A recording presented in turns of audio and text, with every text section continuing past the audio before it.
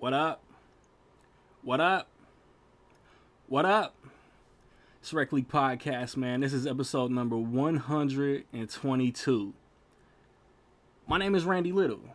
If you new to this, um, we predominantly talk movies.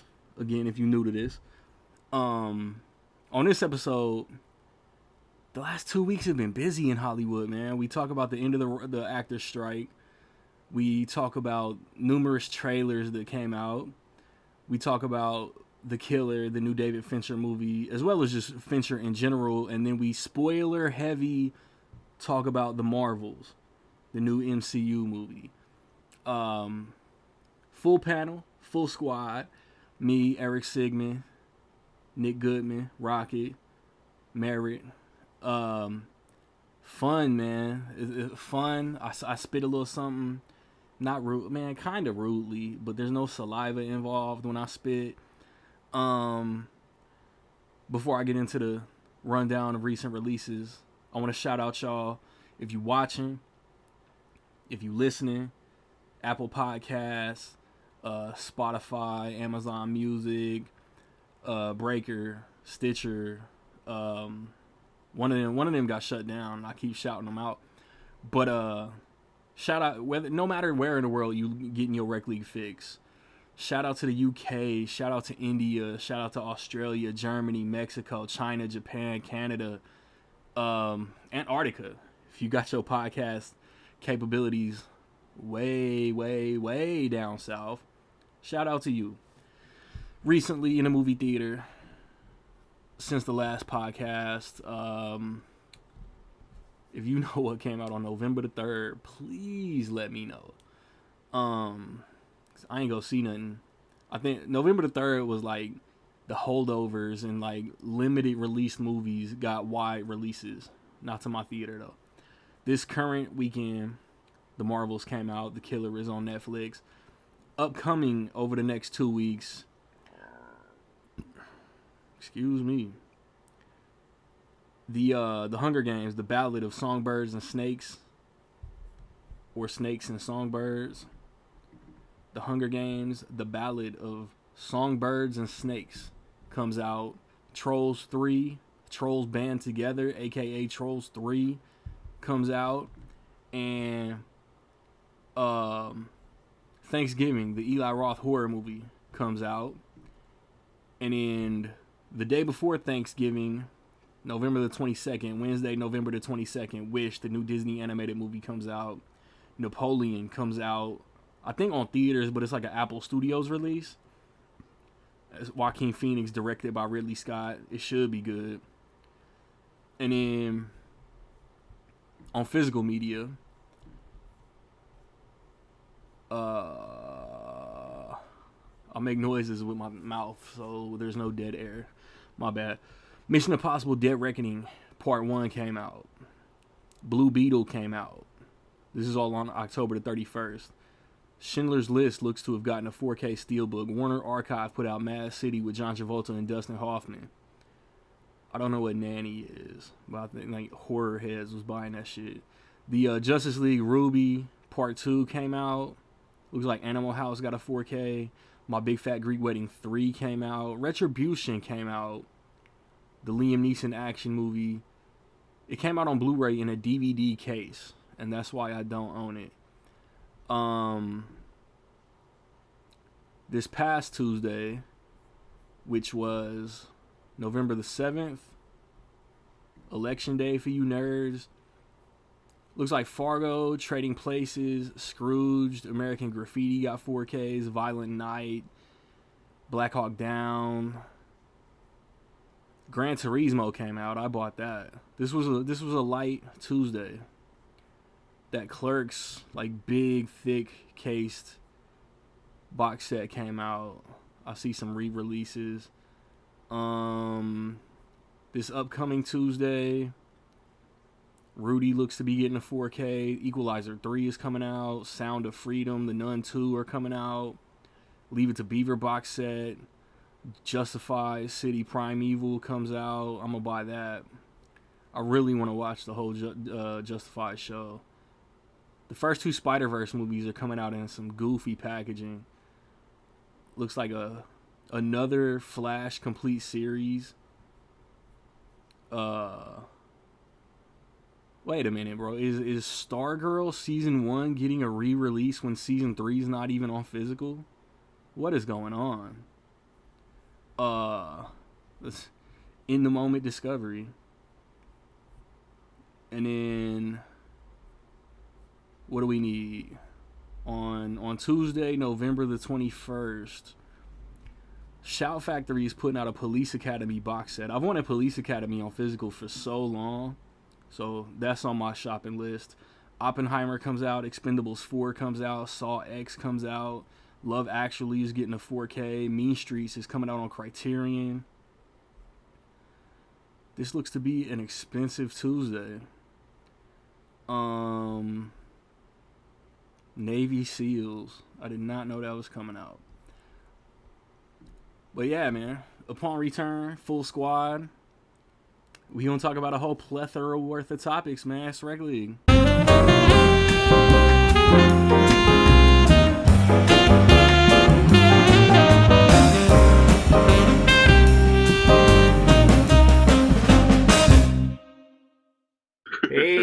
Hey. Welcome back, Rec League Podcast. All you film lovers and real cinematics out there. What's up, guys? Got a full panel for this. The ones that get it. Like, I love them, those little silent giggles. It's two just like smiles. Yes, sir. But it's the first time all 5 of us been on here since like legit like June, right? A lot of shit true. has went down in the last 2 weeks. So I got the strike is over. The strike is over. The strike is over. The strike is over. Eric, Rocket, like Nick, which one of y'all would y'all say has followed this shit the closest? They want to summarize like the win that the actors and everybody, the SAG got. You know what I'm saying? I sort of. I have too. I think this could have been done weeks ago, maybe even months ago. I know the big sticking point was the studios with the AI stuff. That was like the big sticking point. These assholes wanted to scan dead people to put them in movies. Bro, how fucking evil is that shit? And not give their fucking families and what's it called? Estate no cut. Yes, that's bullshit. Yeah, so there's a lot of actors suing right now too, right? Over that.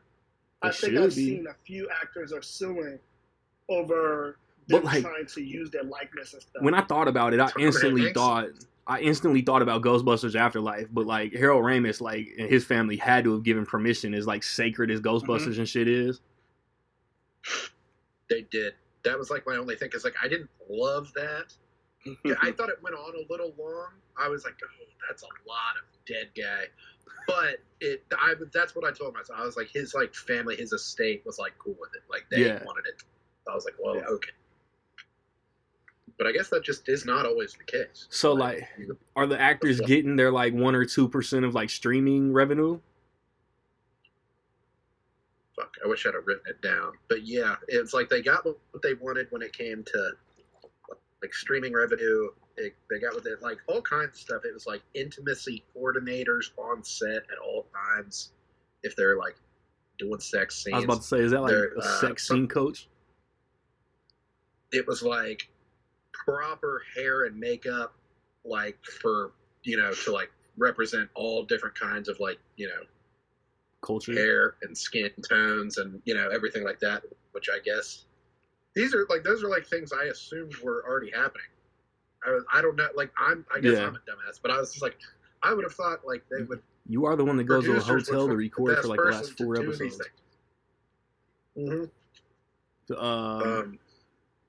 What you got, Rocket?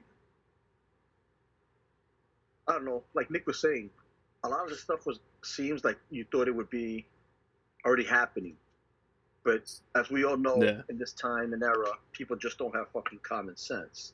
So that's pretty much it. It's like you would think, these studios are always trying to get the best deal and screw everybody else. The most oxymoronical shit in the world: billionaires penny pinching. Yeah, I can see, but I can see how studios can run into some issues where, like say a studio producer, director, whatever, they have like hair people that they work with, right?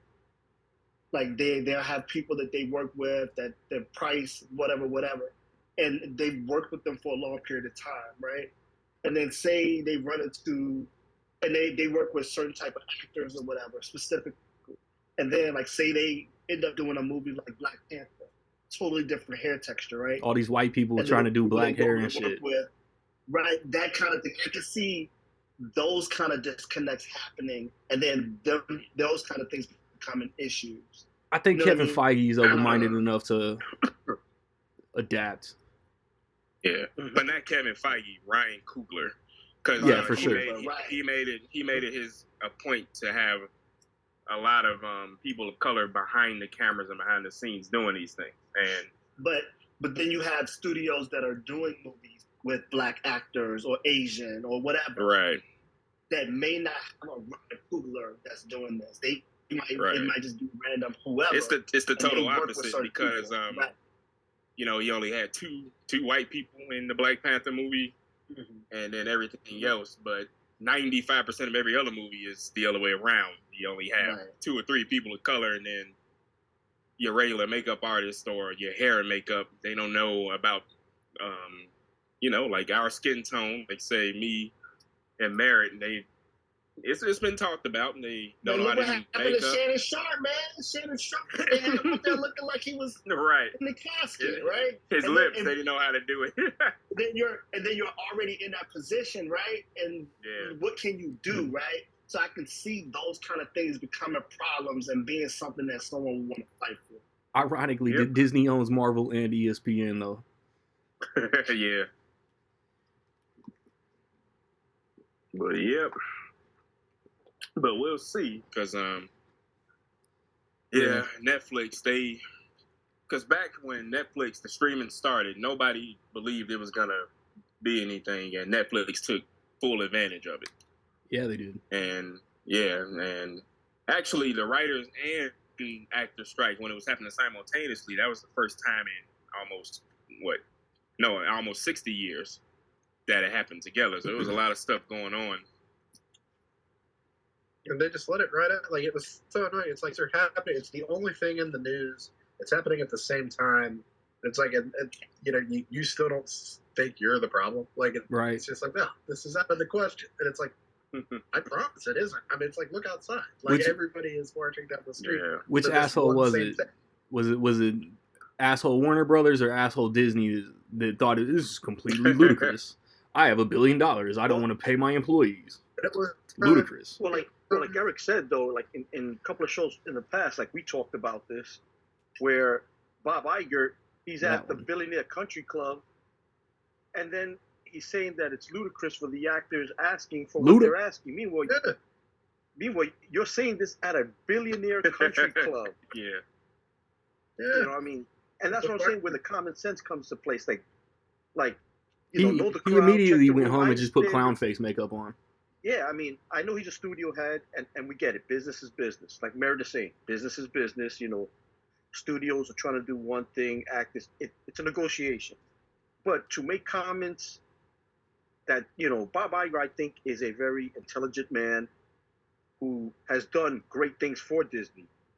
But to come out with moronic comments like that, meanwhile, you're vacationing, like Eric said, at what they call the Billionaire Country Club, and then you're saying that, you know, what they're asking is outrageous. Shit. Why don't you take some of your salary, cut it in half, and then spread it out then? You know what I mean? If it's just, but I guarantee you they're not willing to do that. You know, all these studios are trying to make a buck like everybody else out here in the world. I get it. But for some of the demands that they were asking for, it's chump change. That was interfering. Yeah, it's too much. I mean, come on. That's why I said the common sense, like you said, the likeness of dead people. You know, Eric's acting. They pay you X amount per day, per DM or whatever, or you get this. They scan your likeness, Now we don't need Eric no more. Yeah, they own it. They own it. We gonna be 5 for 5 every podcast the rest of the way now. You know, so at the end of the day, you know, these studios are, you know, understand, you know, they're phasing everybody out, and like anything else, if say that happens and you phase out actors, then what's the need for anything else? Everything's going to be digital. Like, and then what's sense of movie theaters? I mean, you say that, and it's like now, like at the point in time, it sounds absurd. It's like, oh, geez, they're not going to get rid of actors.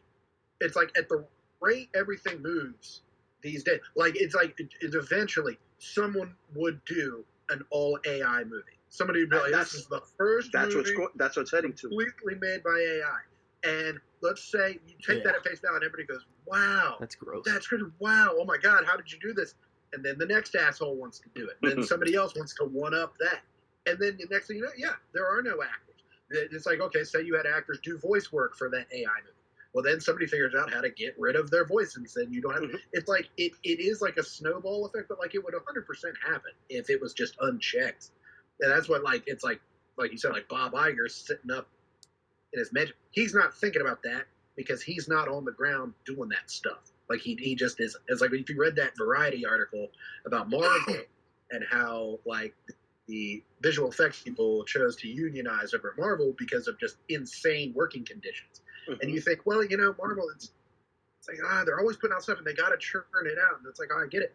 It's like you read that article, it's like every year they go to some like vacation spot and have like a retreat where they lay around and think of like the next few years. And it's like, my mind, I'm picturing them just like end of Trading Places, like sitting by the beach, like drinking their drinks. And I'm like, at no point are you thinking like, what if we chilled out, like gave our effects people like enough time to do this stuff? And what about the writers?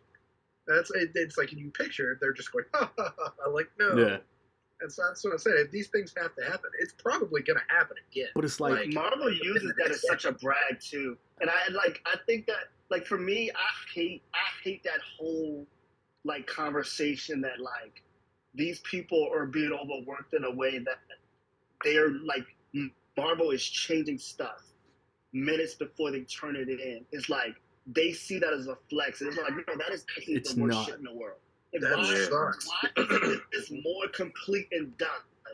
By the time it should be, by the time y'all turn it in, y'all should have been sitting on it and rewatching it millions of times. And it's like why is it something that you should not be finishing it right before turning? That's crazy. I'm sure like Universal and Paramount, Lionsgate, I'm sure like other studios did their dirt. But it's like I feel like the two like big like devils of this whole thing was like Disney and Warner Brothers.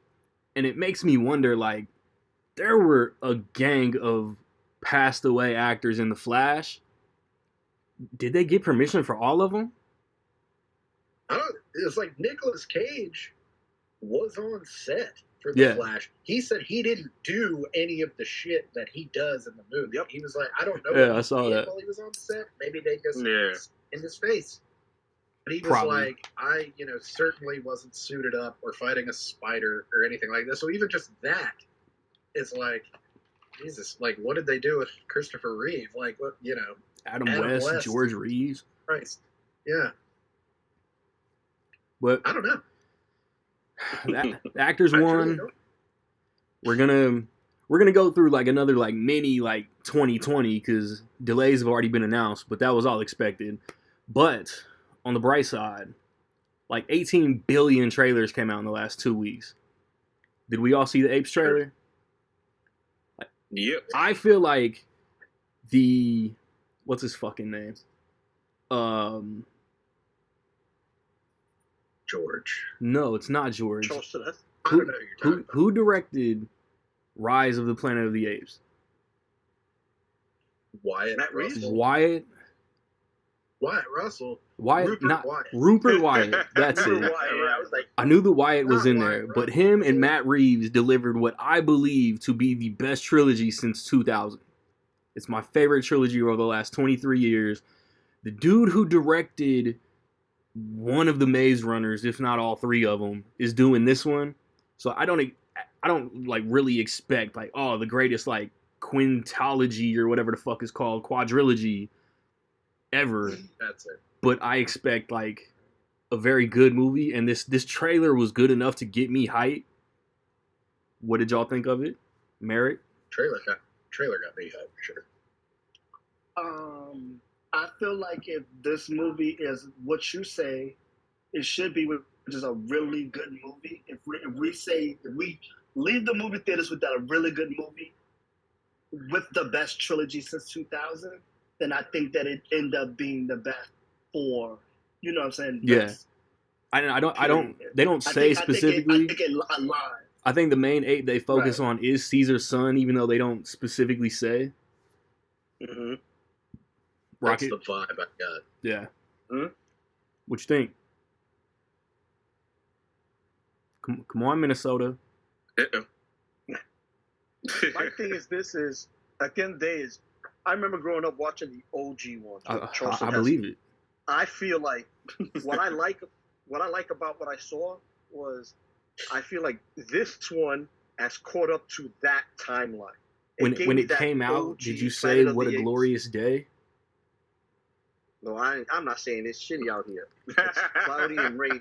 So, but my thing is I feel like this one has caught up to that timeline.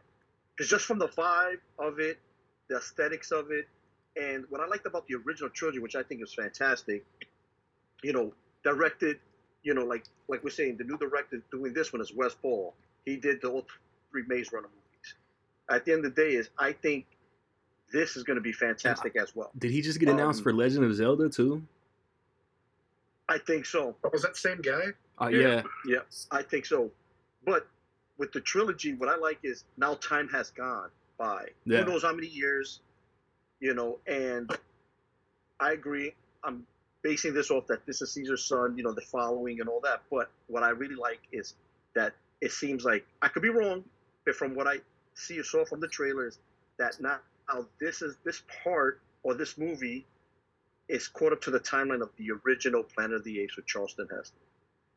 That'd be fire. I always expected the new wave Apes movies to fade into the originals. Eric? Yeah, it was alright. Eric? No, it's I wonder if they're gonna try to go for 5 just like the original. So this is the 4th one. That'd be dope. Yeah, and that'll be like you said, super dope if it does play into the originals. But I want to say something. And I know at least one of y'all, if not 2, have to be very curious to where Tim Burton's Planet of the Apes would have went. Because I don't care what y'all think about the movie. I love that damn ending. Yeah. I love the movie. I agree. I'm just curious about that, but I'm gonna watch it in May. I'm not gonna exclude it. Yeah. But it's the what ifs pretty much. But my name's Mark Wahlberg. I got in a spaceship, and then Abraham Lincoln was a monkey. But the new Apes movie, it looks. A lot of people are judging the visual effects. They were comparing it to Fuck off. It's still fuck off. I saw an ape. I didn't see any green screen. I saw man, that shit looks fire. Yeah. Nah, bro. Like when you put that shit in the group, the trailer wasn't even out yet. Now, what's that, Merritt? I said I hate the oversaturation of like of every movie. Everyone has to discuss the visual effects now. Like that has to be like a pinpoint conversation for everything. But it's like every Apes movie that Andy Serkis isn't in is going to get judged because Andy Serkis goated motion capture in those 3 movies. Yeah, he did. He goated it almost damn near period with King Kong and Gollum. Facts. Yep. I feel like that's a new, the generation below us thing. As old as that makes me sound to say, I just feel like there is the generation that has only ever really experienced we all 30 plus. That. Like they only like the earliest superhero movie memories they have is Tobey Maguire Spider-Man, which is like the effects in those movies still hold up really well. they will talk about that movie like the effects aren't shit. Like they will be like, right, yeah, it hasn't aged very well, but it's still like it's aged perfectly. It's like the best movie I've ever seen. I'll punch and you like in your since face. then you had like King Kong, Lord of the Rings, Avatar. It was kind of like the crossing over point where people were in awe of it, and now everything is compared to that. What's a practical so now everything effect? that comes out, it's like, oh, the monkey's talking, big deal. And it's like, I remember when Babe came out, and that was the biggest deal in the world. Like everybody was like, they're fucking talking. Like that's crazy. You're my so best friend. Yeah, like what am I gonna pick speaking apart? Of, when did Babe come out? 95? 95. 95. And speaking of, didn't Jumanji come out 95? 95. So speaking of apes talking, Jumanji crawled so the apes movies could walk. They had CG monkeys and Jumanji, and they didn't. You can tell it wasn't quite there. Bro was in pain. Right. Like when you watch Jumanji, you could be like, he had them jeans on, but he had that tail. He didn't have no room in the jeans for his tail. When I'm 6. I'm sitting there watching Jumanji. I'm not like, they are not talking to those monkeys. No, bro. Like, yo, this was amazing. Like, this is amazing. Like, Robin Williams was legitimately stuck in that floor. You look at that and look at if like you think about Mortal it, Kombat, Armageddon, or Annihilation, or Trash. whatever, and then look at those effects. Trash. I mean, like, now that's shit. Like, if you think about it, I've noticed. I remember like, watching for now, the first. No. Go ahead, Mary. Go ahead. But like now, I think for me, the reason it bothers me so much is because when people want to down a movie, because you see it more when they don't want to like a movie, right? Well, when they don't like a movie, that's when they start wanting to kill the visual effects. Like they'll start with it, like the visual effects was terrible in this movie. And you see it like if you watch movie reviews and stuff, when people don't like a movie, they normally go straight to that, the visual, the visual effects, and it's like, are we doing this? It's like we're judging this movie. What's that word? Like, forget the story and everything that came with it. We're killing this movie for that, and we're starting with that. And that's one of the things that annoy YouTube, they bash the visuals and they say the word convoluted. That's how you know a movie's bad on YouTube. Convoluted narrative. It's like I remember watching the first Terminator. Like, I'm probably gonna age myself. I don't give a shit. Too late. But at the end of the day, I remember watching Terminator. Now that scene where Arnold Schwarzenegger messing with his hand and all that. At that time, that was mind blowing effects. Now when you watch it, it's like how the hell they pulled that off. Now looking at it now, it's like, damn, this is terrible. But at that time, that was way advanced. That was way ahead of its time. Cameron knew. Cameron knew. That's why the visuals in T2 are so dope to this day. Yep. Yeah. Cameron knew. And it holds up. And the thing is this, like Nick was saying, Avatar. Look at the first Avatar. You get so immersed. I mean, it's a good film, I think, but you get so immersed that even the CGI characters look so real. Like, so real. You're like, damn. Real. And I'm going to play devil's advocate, but sometimes I feel like we're going to get to a point where the CGI is going to be so good.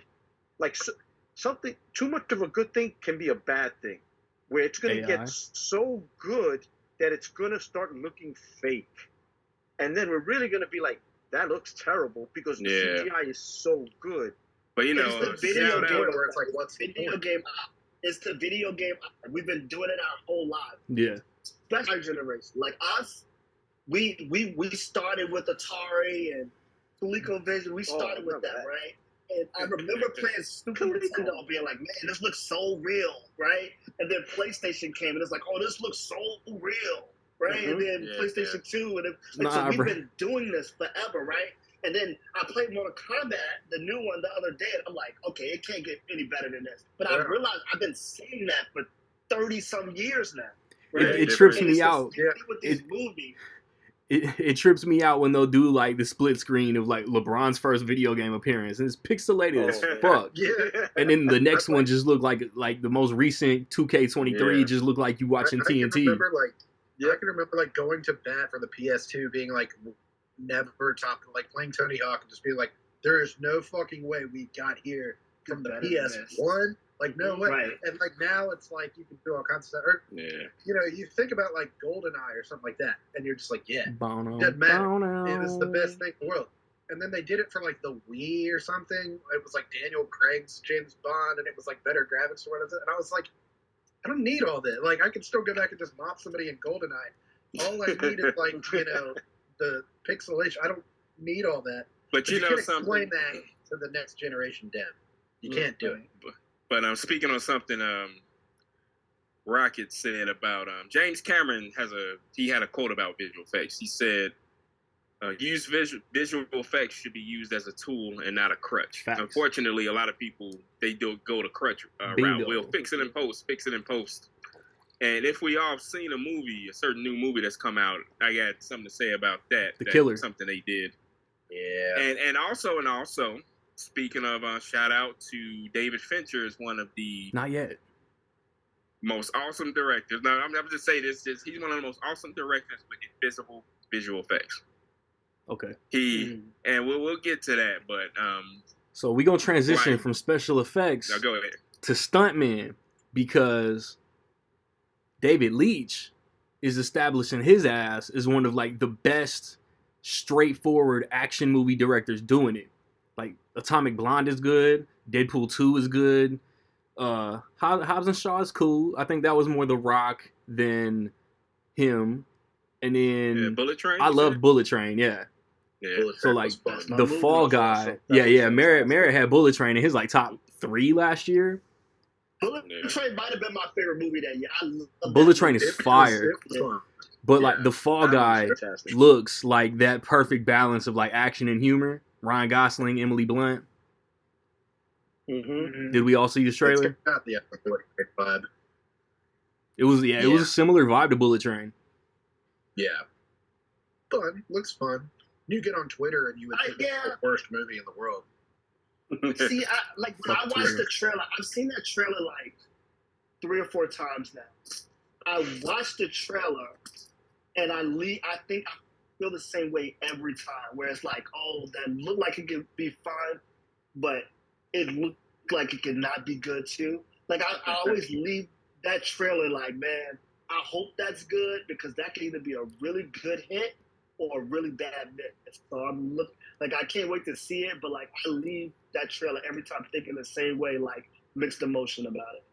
Kind of like maybe like one of those movies, kind of like Free Guy is that movie to me, where like I feel like people were stoked about it, went and saw it. I thought it was like great when I saw it. I was like, that was a lot of fun. Yeah. And I have not rewatched it since the theater, and every time I think about it, I'm like, fun. I'll bet that's worse when I go back to watch it. Every time I think about it, I'm like, I'll bet I don't like Free Guy as much the second time I watch it, whenever that I may have had the most straight up fun in the theater yesterday since Free Guy. We'll talk about that later. Echo, the next... Wait, Rocket, Fall Guy trailer? My bad. Yep. Eric, you remember this, but it was based off a TV series. Henry Majors and Heather Thomas. Old Heads Unite. Right, Heather Thomas. That's what, and I remember my dad watching it, and from what I can remember, watching with my dad here and there, the vibe that this one has from the trailer is pretty similar. It's an action-adventure comedy. That's how like they try to portray the TV series. Ryan Gosling, great casting for it. Emily Blunt is fantastic. So I think their chemistry and dynamics are going to be great. This movie could either be really good or really bad. Sig, I'm here for it. Sig, when was the Emily Blunt Smart List? You remember? Yeah. Like, how long ago did it release? How long ago did that episode release? Because she was talking about filming this movie when that was early spring. Okay. Was it? But you got to remember also, at that point, they probably recorded it 3 months even earlier. Mm-hmm. Yeah, that's true. They do be recording like 6 weeks in advance. Yeah, because you notice Jason Bateman, he be careful about not mentioning the dates. You're like, well, we recorded this. Well, I've started to listen to them. We getting sidetracked like we always do, but I've started to hear episodes. This episode was recorded November 11th. You know what I'm saying? Yeah. I'm not doing, man, that Marshawn Lynch episode. Never mind, hold on. Echo trailer. Echo looks like Disney Plus and they shoving it down our throat. They finally doing some Netflix type shit with a Marvel show. I hope it's more than 5 episodes, but I heard it's 5 episodes. Echo looks great. I'm concerned. I'm concerned. Rocket spit something. Every Disney Plus show, good, bad, and different, it's always been a drop. They'll drop maybe an episode or 2 here, and then they'll do a weekly, episodic, show every week. This is being dumped all at once. So that tells me 1 or 2 things.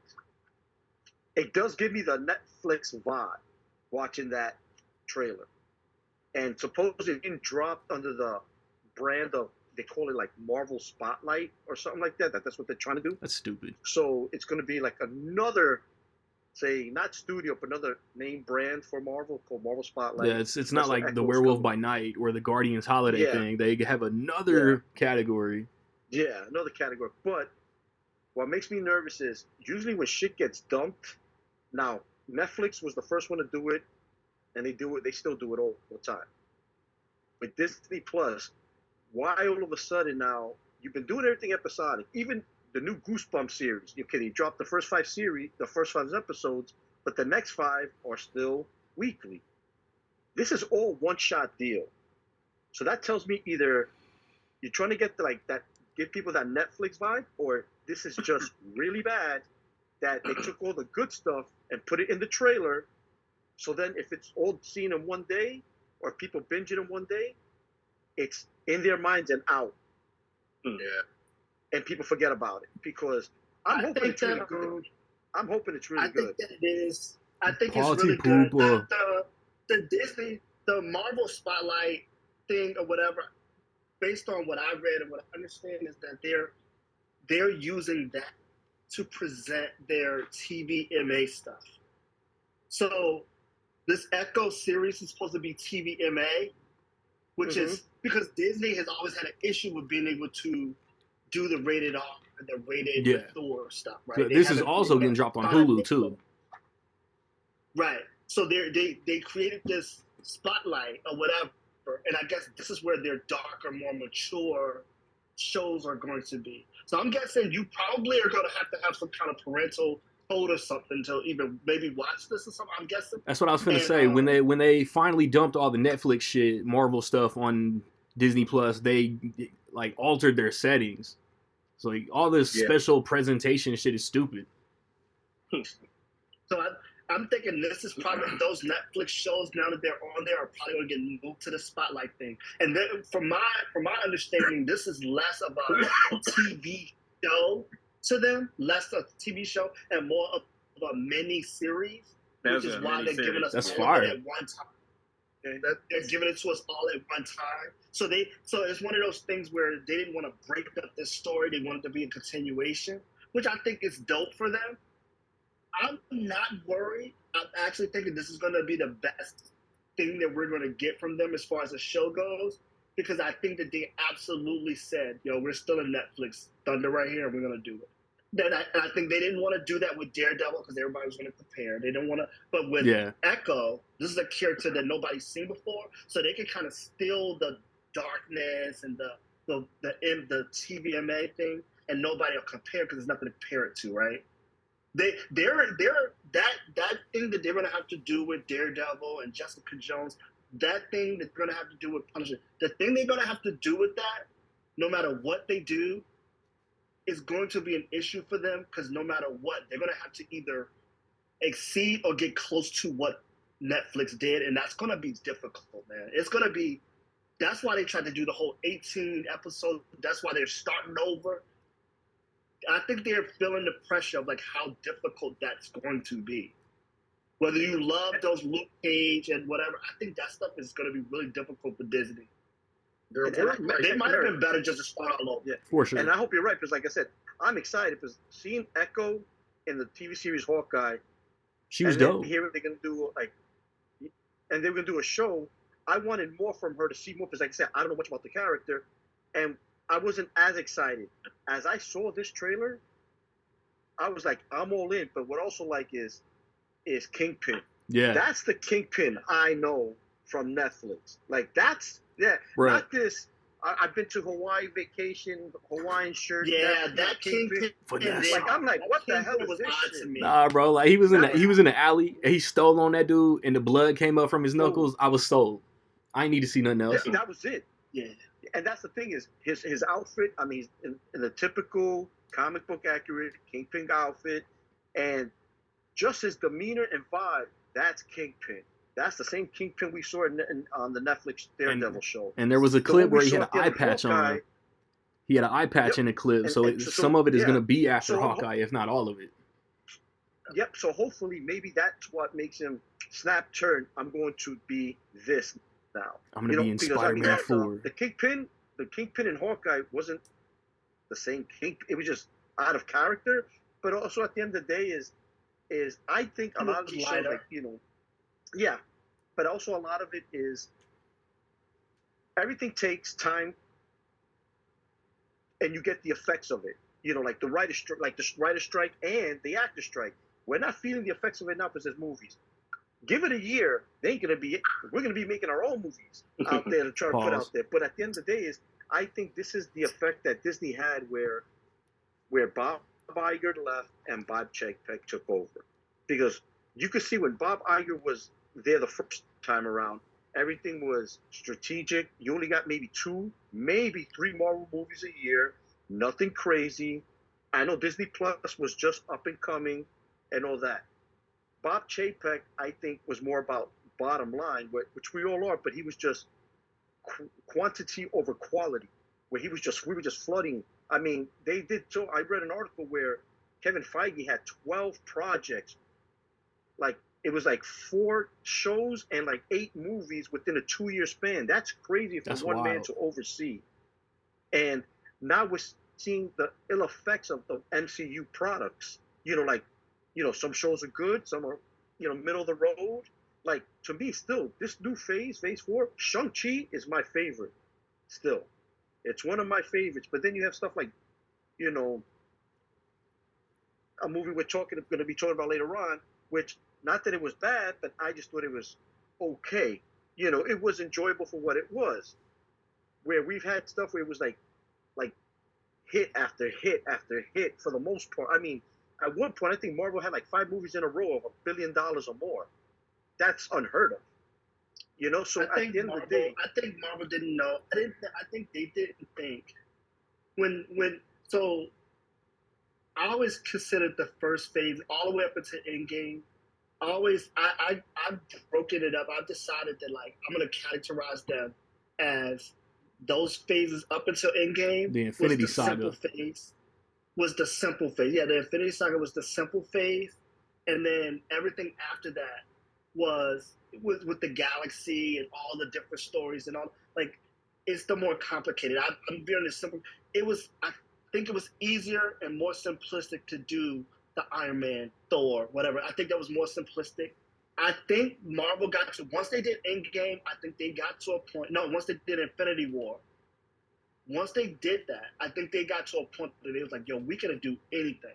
We can do anything. We can handle making this huge. Sing that when you say it. I think it didn't really realize how difficult it would really be to tell this story the way that they're trying to tell it. I think they got in the middle of it and then was like, oh shit, this is really difficult. Like, this is hard. I have a theory here. My theory is this. After Guardians 2, remember, we all talked about this. Kevin Feige, at the time, he wanted to make his right hand, who? James Gunn. Right? My theory is this. Kevin Feige was molding James Gunn to take over DC. Like Merritt said. like Merritt said, up to Infinity War, like that, the Infinity Saga, I think that was James Gunn's, in Kevin Feige's mind before all the craziness happened, was James Gunn now, I'm going to be overseeing it. He's going to run this saga now. Because who's better than James Gunn at doing, outer space stuff, multiverse stuff, like all wild, wacky stuff? It's James Gunn is the man. And I think Kevin Feige had a plan, including James Gunn, and thinking far ahead, once this is done, he's gonna pioneer this section. Because if you think about it, Shang-Chi, the 10 Rings. Okay, you're gonna tell me the bang of Kamala Khan, all this, that's all. It's all connected, but yet, where is this going? Where is this? Where are we going? We're all over the place. I like Nick. Nick makes me laugh. Yeah. Like, at least with the Infinity Saga, you had a little sprinkle of Thanos, and you knew, and each one was, even though it was connected, it furthered the storyline where we were all heading. Here, where are we heading? But it was simple. It's a pleasure town. It was simple. See, it was an illusion. It was an illusion to us because we had never seen anything like it before. It was an illusion to us in the Infinity Saga that they were doing a lot of stuff. But when you really go back and you think about it, early on, they were only really balancing 5 real heroes at the time. When you really think about now it, like they had Iron Man, they had Thor, they had Hulk, but he didn't have his own movie, right? Still don't. So it was Iron Man, it was Thor, and then like you only was balancing like 5 of them, right?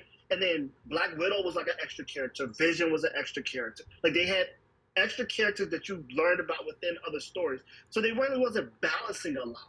But it was a lot to us. We never seen nothing like it before, right? Right now, they're balancing. We haven't seen Shang-Chi since his movie. That's my point. Like, where is he? But because they have so much stuff that they have to do. But Nick, Eric, what y'all think about the Echo trailer?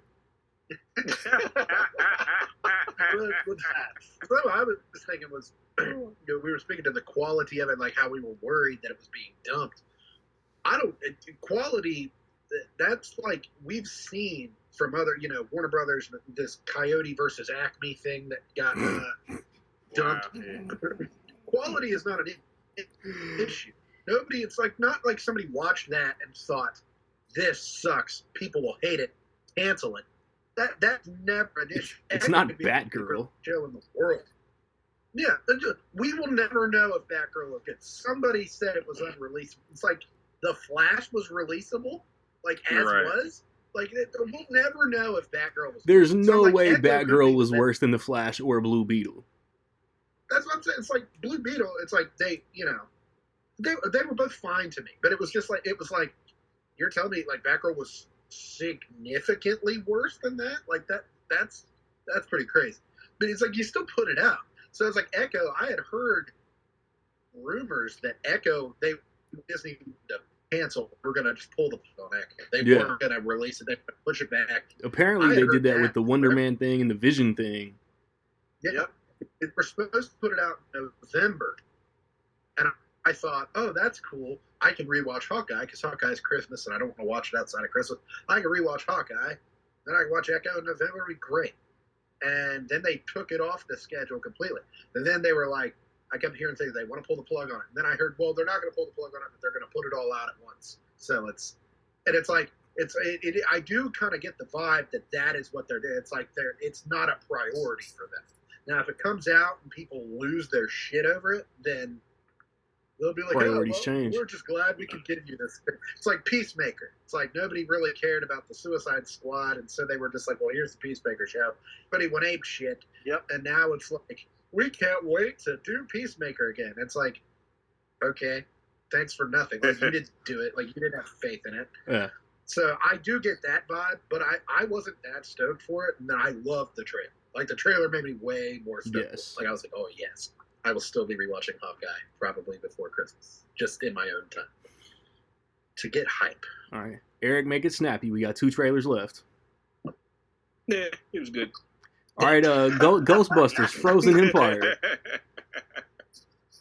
Now this one, yes, thank you. I'll start. Yes. God damn it. No, it's this looks fantastic. I don't know what it is. We knew that they were making this movie, that it was being filmed, but it was just like quietly, right? Am I the only one? It was supposed to come out like in December, Yeah. and they just like delayed it. And other than the delay, it was just like that was it. Yeah, I knew. Like, okay. I had read that Reitman wasn't directing, but he's like giving his input and all that shit. Yeah, he's producing. I thought he was directing. Yeah. No, but it looks fantastic. And like when it came out, my bad. Go ahead. No, go ahead. Like initially watching it, I thought it was fine, but watching it in the trailer yesterday, like it had like a real 80s vibe and shit. Like I liked it more in the theater. Yeah, it's different. Yeah, because they showed it in the movie that we might talk about later. The trailer played like even better seeing it on a big screen. Yeah. I didn't get the trailer in the theater. Oh wow! Really? I got Argyle for the 50th fucking time. Yeah, I got that one. Yeah, and I'm thinking they might try. Go ahead, Big. No, I thought the trailer was good. I've never been like Ghostbusters diehard. I know people who are. I went to school. That'd be a cool mashup with a couple dudes who like. That was like their Star Trek. Like Ghostbusters was everything to them. They started the Ghostbusters of Richmond. I'll still see them driving around. They've got the souped up car and everything. I swear to God, they go to like cons and stuff and take pictures of people. I'm like, okay, I don't get it, but like I've always liked Ghostbusters. I've always kind of treated it. It's like now I'm starting to see people on Twitter react to it the way I used to react to it. It pisses me off. Because it's like, Afterlife, I thought it was good for what it was. I loved Afterlife. That was a good sequel, good legacy sequel, a lot of fun, reminded me of the old one with new stuff. I enjoyed it. That was good. And now you get people, it's like this new one comes out. It is kind of weird. I always said, like, even when like the Melissa McCarthy one came out, which I also thought was fine. People like lost their minds. I was like, why are you losing your minds? Like, is the legacy of Ghostbusters that rich that it's like, I don't get it. It's like not a real thing. It's ghost busting. They aren't allowed to ghost bust with the rest of you. I don't get it. And so I do think it's kind of weird. What is like essentially just like a really good comedy movie from the 80s. That's really what it was. It wasn't like to me, it wasn't like, wow, this is like the new Star Wars. It was just like a good, like a funny movie with effects. It was like fun. It was with fun. Ghosts. And they made it 2. 2 was fine. And then they didn't do anything for like 30 years. Right. So, not for a lack of Dan Aykroyd trying. Wow, they're doing one. But now people on Twitter are saying that, and it like pisses me off. I'm like, shut up and let me have my fun movie. Didn't they put a game out in like 03 that they tried to like say was Ghostbusters 3? No, that was that 03? I'm just throwing a year out there. That was like 2009 or 2010. Yeah. Yeah, the video game because everybody returned for it. Even Harold Ramis. This is the last Ghostbusters thing he did before he passed, and a lot of fans were making it canon, and especially, that's. But it was a great game. It was a good story. I wish they would have. I think it was based on Dan Aykroyd's original script for the live action movie. It's a fun game. What you know about game? Rocket. But now, what's the movie? It's Frozen Kingdom?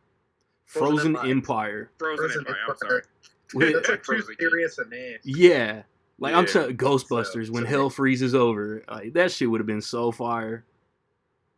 It should have been called Ghostbusters on Ice. Would have been the funniest of all time. When the trailer first came on, like, I'm in the movie theaters, I didn't know anything about it or whatever, and it comes on, and it's like in New Jersey, and it's like, I mean, whatever. And then everything starts freezing or whatever, and I'm like, are we doing a Day After Tomorrow? Like, what are we doing? I thought it was like a redo, like a remake of a Day After Tomorrow. Yeah, I'm not gonna need me one of them red coats, though. Yeah. I'm gonna need me one of them red coats. Them motherfuckers was fresh. All right. No. We got 5 minutes to talk about Inside Out 2. That is not. How much time you got, Betty? It's a really short trailer. It was a tease. That's all we needed. Trailer. It's like the most viewed animated trailer in Disney history or something like that. Really? Yeah. And it's like, well, yeah, you can watch it like 10 times in 30 seconds. Like, you can just That's a fact. watch it really fast. It's super quick. It's basically definitely a teaser. What's her name? Maya Hawke is going to voice Anxiety. I'm obsessed with that already. I'm obsessed with That's pretty Anxiety. great. I'm going to love that the whole thing. Do we know any of the other new emotions? Yeah, there was only just because I said ennui. Am I pronouncing it right? Ennui. Sure. That is an emotion that we feel. And that's the reaction that it got when everybody read the thing that I read. Everybody was like, what the fuck is that? That's going to be an emotion. I don't know who. Oh, shit. Who's Liza LaPara is replacing Mindy Kaling, and who's doing Bill Hader? What? Yeah, Bill Hader and Mindy Kaling aren't coming back. I'm shocked Lewis Black is coming back. Why? Bill Hader was in Finding Dory for 10 seconds. He couldn't do this. Like, he was like, no, I'm done. No idea. I'm done. But why? Inside Out is one of my all-time favorite Pixar movies. I'm so really hyped for this. Yeah. I mean, it's good enough to get the sequel. Not all of them, when you look at them, you think, like, they don't really need a sequel. Or that was good, but it wasn't great. We don't need a Cars 4. Like, Inside Out 2, I was like, yes, Inside Out 2. There's 100 things. I mean, bro, that when the puberty button popped up at the end of the first one, that's all the, like, reference we need. We're going to get a sequel. Yeah. People mature, people develop, people advance. It's literally about life. Ennui. Yeah. They get it. Merritt, you in Dallas day one, Inside Out 2? Yeah. He's stoked. See, that's He's so excited. Can he hear? Is he reacting to it? He's either fucking with us or his sound cut out. Damn. He's sitting there.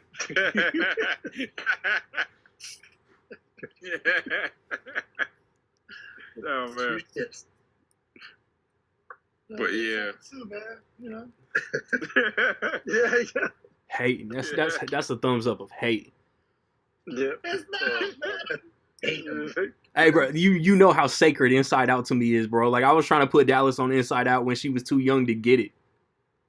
She did not like it when the original came out. But now she's the perfect age. No, she loves it now. My niece. Rocket, you gonna be the single old white dude in the Pixar movie in mid-June? Man, yeah, I'm gonna definitely see this thing. I get the vibe of it. Like, I know Incredibles 2 took longer to come out, but that's the vibe I get. Like, when Inside Out first dropped, people say, okay, when we get the second one? It's been 9 years now. I'm excited for this one. The first one was phenomenal. Phenomenal. I know it's probably not, but the little pink emotion that's like in that hole right in the middle looks like Bing Bong. It looks like ennui to me. That's what I think. Well, ennui. I saw a list. It's like 4 new ones, and that was the only one that stuck out because I was like, "What?" I'm gonna put ennui on break, and we gonna come back. All right, so I see no for like, I guess for the next like 30 minutes or so, let's do like a spoiler-free Killer / David Fincher overall talk. And why is 7 his best movie? Spoiler free. I don't know if Merritt's gonna watch this. Spoiler free.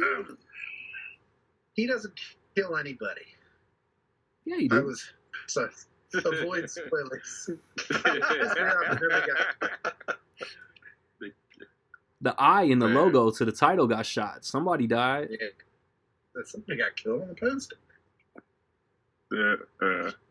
So I enjoyed it. Fincher himself doesn't claim Alien 3. Do y'all claim Alien 3 is a Fincher movie? Yeah. You know what? I'll watch. If it's a version of it, I'll watch. It's the assembly cut. That's the closest he'll ever get to what he was trying to do. Assemble these nuts. But nah, it's... They did him. They almost ruined his career with that. Yep. Has he worked with Fox again? I don't... Nah, I doubt it. Gone Girl was Fox. Gone Girl was Fox. Really? Yeah. But it's probably different regime at that point, right? I'm sure. It wasn't Disney. Right. What was when did 3 out? Alien 3 was 92. 92. And his next movie was 7, right? 95. And then he did The Game, and then Fight Club after 99. that. So of course, I mean, like Eric's saying, Fight Club was Fox. They almost ruined his career. But then when you do a movie like 7, The Game, Fight Club, Fox. Nah, bro. Like 7 now. came out. I mean? Like, 7 came out, and Fox was like, "Damn, we should have just let him cook." Yeah. Yep. Look at this, man. Yeah, because that'll be, you read the production thing with Alien 3, it's amazing that anything got made. I remember a teaser trailer that they showed for the Addams Family. I bet you do.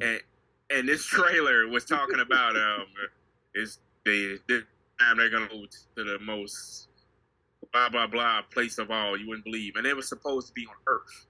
That's how, you know, they were just going off of the script that they had, and they didn't go nowhere near Earth. Welcome to Earth. And then they were building sets because it was the wood planet. That production was, shout out. And it's still not worse than Resurrection. You saying what? I think it is. What'd you say, Rocket?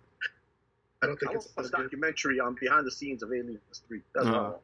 Hey, yo, fuck Fede Alvarez for doing a new Alien movie, making me rewatch Alien 3 and Alien Resurrection in August. I'm excited. I like Alien Resurrection. I think it's fun. I think the basketball scene That's disgusting. A lot of fun. Oh my god, they just got a random ass basketball scene. It's just a lot of fun. In the year 2798. No. I don't even hate Alien 3. To me, it's probably like the weakest, but like even like with it, I think of it like it's Fincher. I'm like, it's kind of got his style. Like when it's there, yeah. I'm like, it's there. Like you can say it's not like a DOA movie. It's just like, wow, I can't believe they fucked with it that much. My earliest memory. My earliest memory of Alien 3 is like my aunt worked at like a VH1 video, like next to a gas station, and they had the poster outside. Baldhead Sigourney Weaver. Yes, I saw it. Saw it in theaters. I bet you did. Yeah. Probably bought your own ticket. When I was shut up. With your old ass. I was 10. Okay. Damn. Yeah. Kevin Hart. Damn. All right, Kevin Hart over there. Damn. But yeah. I'm sorry. But no, so Merritt didn't see The Killer. No. Fumbled the bag. You know, there's a lot going on. But we can say a lot about that movie without spoiling. Y'all can talk about it, but I watch it anyway. It's like I tried to say in my review, it's like Fincher directing and executing the story and the plot and shit was like so like parallel to Fassbender as a character, like the meticulousness of the way everything played out, like it was just really dope. Yeah, very methodical. Very methodical. That's a big word that I couldn't think of. And some of the best. Go ahead, Eric. I would say some of the best, if not, it's entertaining. Usually, narration is used as a lazy screenwriting make. But no, this narration is like very entertaining. Yeah, like Fincher don't do lazy. Yeah, and anything that anytime somebody, especially use one of our favorite terms, normies. I forget exactly what he said about normies. Oh yeah, he was like on a subway or some shit. He's like, I'm living within the normies now. Yeah, I'm living within the normies. And it was like the joke he made. It was on some Patrick Bateman type shit. Hilarious. Yeah. It's like if Patrick Bateman was a hitman. Yeah, that's actually a good. Yep, kind of like. Or if Dexter were a hitman. There you go. If it was like less chaotic, but it was that kind of vibe. Merritt's gonna watch it now. Yeah. That's what I told my mom. I said that to you. I said he seemed like some kind of Dexter character. That was the first thing I said. It's not like that. Yeah, American Psycho is a good comparison. It's like not the same kind of, but it's like a similar vibe. Like, yeah. Guy was within himself, talking to himself, sees the world this way. Has an inner dialogue that apparently everyone in the world doesn't have. I found that out like a few years ago that not everyone that lives has an inner dialogue. Nah, really? I'm that fucking weirdo that when I'm by myself, I will talk out loud and I will answer myself. Like I'm that weirdo. Yeah. Like I'll be talking in my head all the time. People are like, "Do you believe in God?" And I'm like, I don't know. And it's like you start thinking, it's like I'm talking to somebody. I'm like, I'm having a whole fucking conversation. So it fits into that. It fits into that whole genre of like Dexter, You, American Psycho. Yeah. Because the guy did the same thing, right? Yeah. He did a lot of the talking. Like he talks as if he's talking to the audience. Yes. But like you're taking it as him talking out loud. Has anybody read the graphic novel? No, I have not. Nah, the French graphic novel. So I'm curious if it plays out the same way. Yeah, that's a good question. Probably. Basically, if you think about it, the way I watching the movie, the first 30 to 40 minutes, he's doing a lot of monologuing to himself. He's talking, but it's like a slow burn in that first 30 to 40 minutes. But once he made an oopsie, something happens, then the pace picks up. But I like the inner monologue, like Eric was saying. He's narrating to himself about certain things he can and cannot do. Mm-hmm. Like he's like, take a shit. If you give empathy is weak. If you do this, always be on your that's all in the trailer. It's all in the trailer. I wanted to say something. It makes sense. Based on his actions. With me, based on his actions, and with me is after the first like 2 or 3 times, okay, you get it. But by the 5th or 6th time, sometimes in a movie that could be like, all right, this is repetitive, this is boring. Even though, like Eric said, even though it's repetitive and he continues saying this, it's entertaining because at any moment I'm like, okay, when is he not gonna follow the rules? It's like, is he gonna do it now and that's gonna bite him in the ass later? Like season 5 of Dexter. Yeah, that's what I was about to say. Just like Dexter. Yeah. Dexter eventually went away from the code. He went away from the code. Yep. That was my biggest takeaway from Dexter. I was like, he lives his life by the code until those last couple seasons. It's like not about the code at all. Until those last couple trash seasons. This one, you can tell when the road got bad. You can tell when the writing got bad in Dexter because that's when the code stopped mattering. Well, one of those seasons was during a writer's strike. A writer's strike, but going back to this, it's not even a spoiler. I mean, back to the he's going to have some violent interactions in the movie. He's gonna kill the killer. The killer is gonna kill. Probably. Killer. I was about to hit that shit. What did you do to my dog, B? Yes, human being. But anyway. Boom, chicky, boom, boom, chicky, boom. I described the killer to a friend of mine as Time out. The total opposite. The Tom Cruise guy? No, not him. I was talking about movies. Sig made a new friend. Made a new friend. But no, I described this movie to this person as on the opposite end, spectrum-wise, of John Wick. How John Wick is super stylized. Yes. Over the top. He's just... As a light spoiler, there's a fight in this movie that is one of the best damn fights I've seen. Yes. As far as it looks realistic, they don't make them super... It's a good-ass... It's like, damn, they really going at it. Like, they slap box for 45 seconds and then it cut. I mean, there's a long slap box. But that's how you would imagine it would be. It wouldn't be neat. It wouldn't be choreographed. That was one of. That's like one of the first things he says. Like a big part of this job is like you have to be cool with being bored. And I was like, that's like the opposite of John Wick. It's like at no point is John Wick bored doing his job. Or like Hitman, like the video game. It's like if that was not stylized. It's like it's that, but it's like if he was just waiting in a car for most of the movie. Right. But good. Better than that.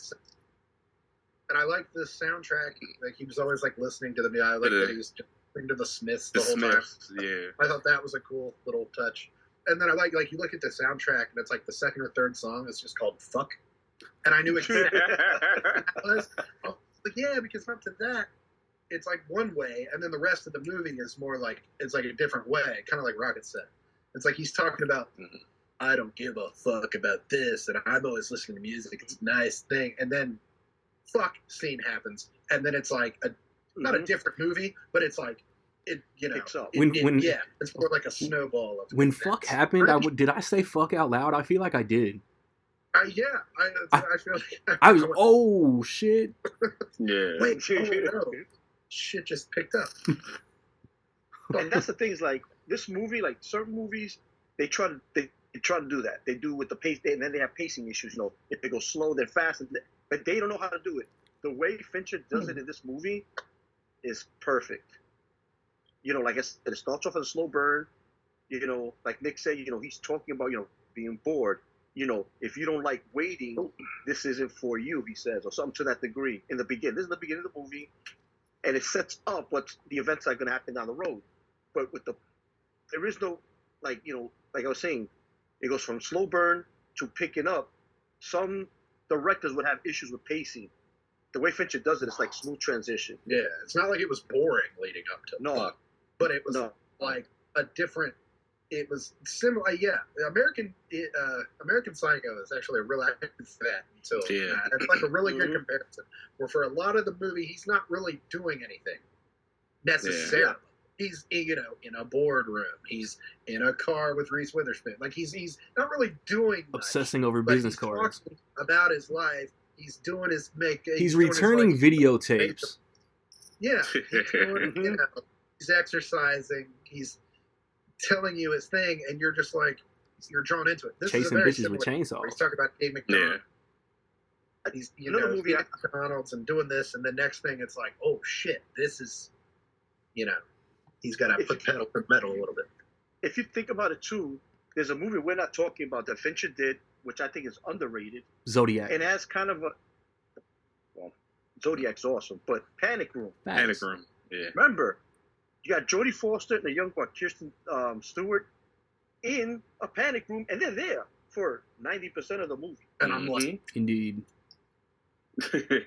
Okay, Leo. You know, and it's they're in a room. They got nowhere to go. You know what I mean? So it's kind of like, to a degree, something similar, because you got the two main characters are in this one small space, but yet he makes it thrilling. Yeah. It is. Panic Room is good. Jared Leto with cornrows.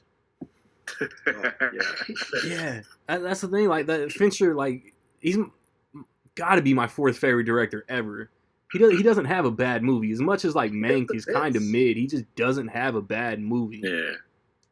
Motherfucker, don't miss. I don't even like I said, like I don't even hate Alien 3. Like if you're looking at it's like that's his worst movie by a wide margin. Yeah. I'm still like I don't. And it's still that his first real movie. Yeah. Like that was his first movie. Studio movie. He did a lot of music video for the majority of his career prior to that. So it's like, what's his next worst movie? Like The Game. The Game kind of kicks ass. Like The Game is awesome by any other respect. Mm-hmm. Like you look, anybody else makes The Game. It's probably their best movie ever. But it's like he did The Game, and then you compare it to like what's his best, and it's like 7. Stephanie McMahon did The Game too. Social Network, and you're like, wow, okay, yeah, no, he doesn't miss. This man does not miss. It's like Mank. It's like Randy says with Mank. Like it was okay, but it was. It's not even that it's okay. Like it's like it's amazing. It's brilliant. It's awesome. Do I watch it? No. It put me to sleep. It's really boring. It's not. You're not gonna get the popcorn and to watch Mank. It's like a spectacularly made film, and I'm like, Absolutely. To me, that probably goes lower on his ranking just because I don't personally love it. But I'm like, you're comparing that to like, was it Benjamin Button? Is not like Benjamin Button's probably like middle of the pack, and it's like for some people, Benjamin Button is probably like one of the best movies of all time. Like that's somebody's favorite movie in the world. Yeah, my dad loves Benjamin Button. Mm-hmm. And it's like, so yeah. It's and by the way, insane filmography when you look at. Let's get Panic Room on Blu-ray or 4K or some shit. That shit needs to come get a that's right. Indeed. For Christ's sake, yeah. And from what I read too, like about a year ago, that it was supposed to come out. Within like the last 2 or 3 years, a Blu-ray and a 4K were on deck, and then they just changed their mind. Sony are putting School Days out in 4K soon. Oh boy! And it's like, can we please get Panic Room? 35th anniversary, just a crumb of Panic Room, please. But going back to the Mank for a second, you got also respect David Fincher because of why he made the movie. Mm-hmm. Say what, Randy? I heard The Meg. That's not what it's called, sir. Going back, I mean, who wrote the movie? Wasn't it his dad?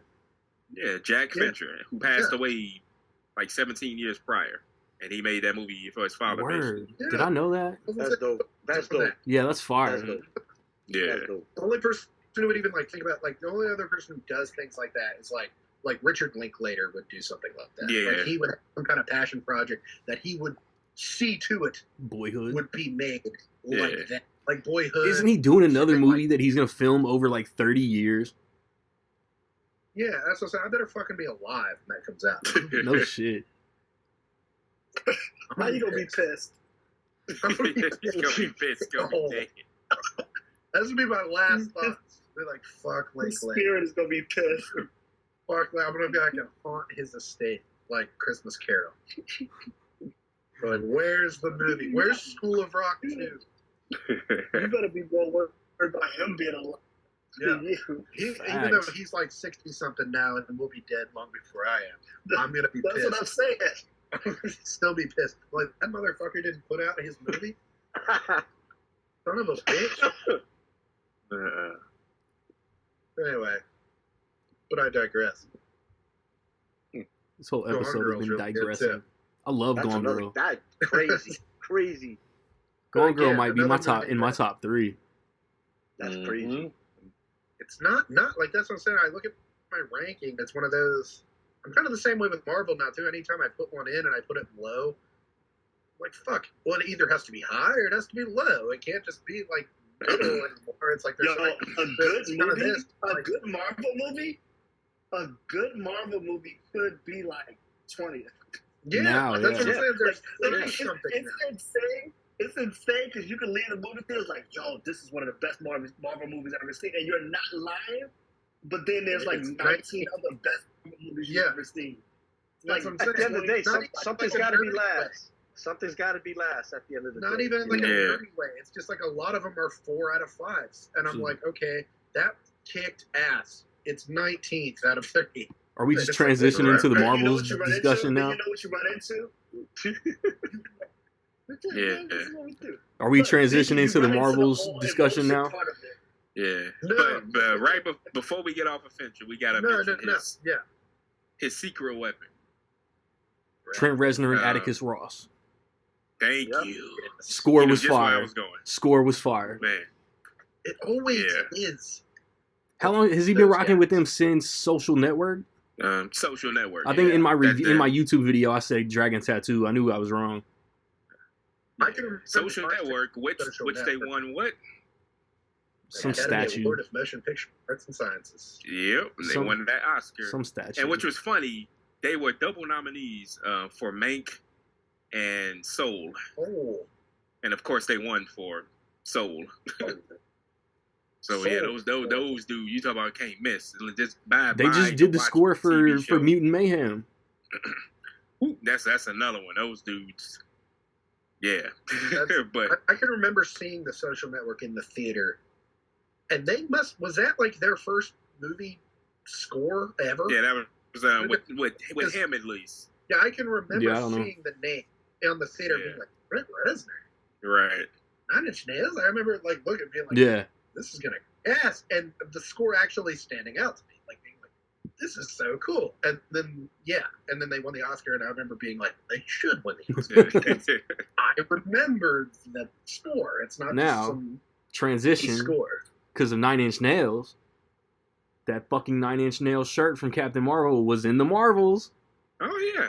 Mm-hmm. Well, look at you. That was a horrible transition. That was fire. Shut the fuck up, Nick. Oh, Jesus. That transition was jarring. So, we've all seen it. Yeah. All of y'all liked it less than me, so clearly y'all all hate women. What? I hate cats. Bro, we're not hating. We're not hating on the cats. And with all due respect to Papa Goodman, we're not hating on that Singing Planet because it had a fire ass fight scene at the end, and the cats pushed the plot forward.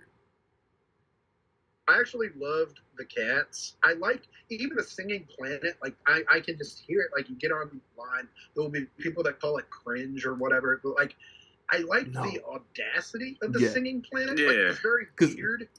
How many like me and Mary said this shit on the phone yesterday?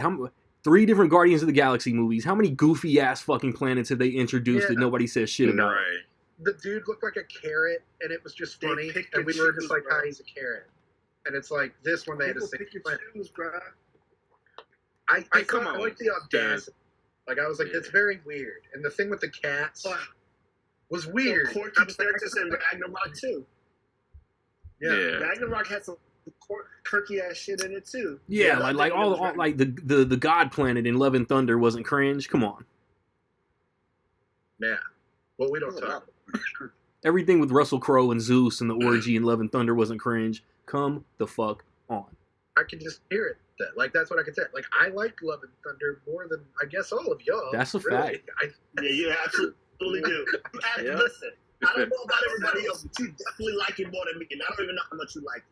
Like you definitely like it more than me. It's not like favorites, but like I liked it. I came out thinking it was good. Like I was like, oh, it almost made me cry. I liked it. And I came out here, I've never left a movie theater so depressed in my life, bro. Yo, me and Randy, we went to the movie together. Bro, I think that we rode in the car for like 30 minutes silent. Like, I don't think we said nothing. Like, I think it was a memorial. Bro, like, I'm telling you. Like, I always come out of the theater, if I didn't hate it, I find something to like. Like I told Mary yesterday, it took me the rewatch in February to realize, like, yeah, this is the worst MCU movie, period. I am flabbergasted. I liked it more than this. I would rather watch Eternals on a loop. Like, it was the things that worked. Nick, listen to me. It was too much Taika.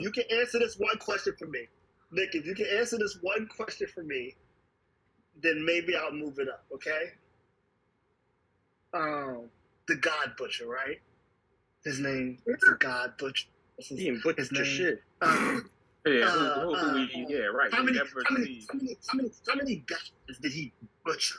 Like none on screen. They said on. No. Killed the big one. Nick. Your Nick can't be the butcher, bro. You can't be the God. Bro. We watch a whole movie full of God. They had all the gods, bro. All the time. They all were just sitting there. We not gonna let it slide. We not gonna let it slide that Marriage just became a Nickelodeon commercial.